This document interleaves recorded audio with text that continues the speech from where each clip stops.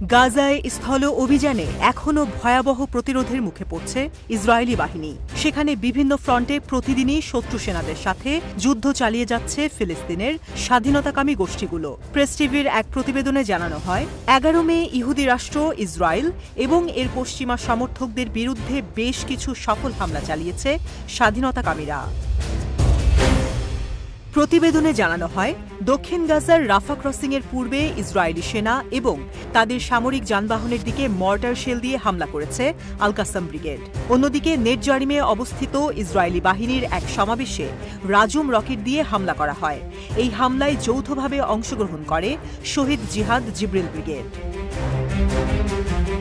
একই সাথে রকেট হামলা করা হয়েছে অধিকৃত অঞ্চলের বীর আল সাবি শহরে।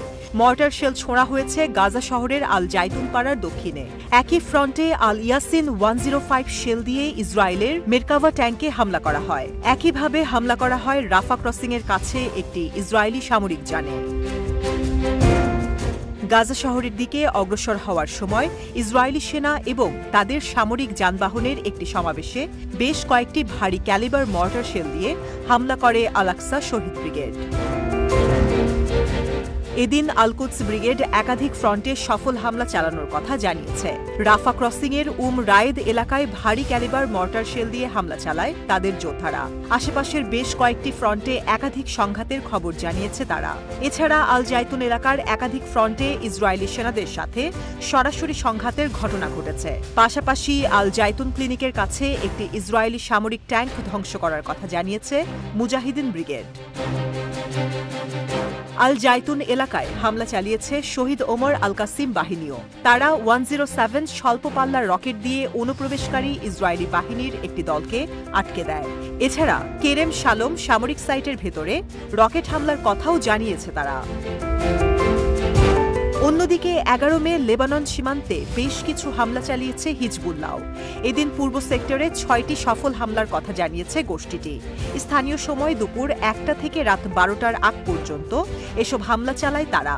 হামলাগুলোতে টার্গেট করা হয় মেটুলা বসতি, লেবাননের কাফার সুবার আল সামাকা সাইট, শেবা ফার্মসের রুয়াইসাত আল কারুন সাইট, বেত হিলাল সামরিক ঘাঁটি ও আলমার্চ সাইটকে। এদিন পশ্চিম ফ্রন্টেও যুদ্ধ চালিয়ে গেছে হিজবুল্লাহ।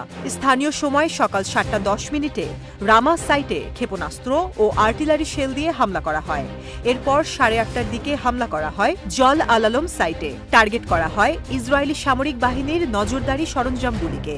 বেলা 10টার দিকে রামিয়া সাইটে আর্টিলারি শেল দিয়ে হামলা করা হয়। হামলাগুলো সফল হওয়ার দাবি করেছে হিজবুল্লাহ।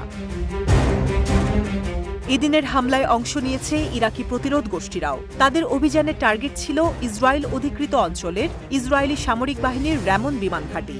হামলায় তারা ব্যবহার করেছে উন্নত ক্রুজ ক্ষেপণাস্ত্র আরকাব।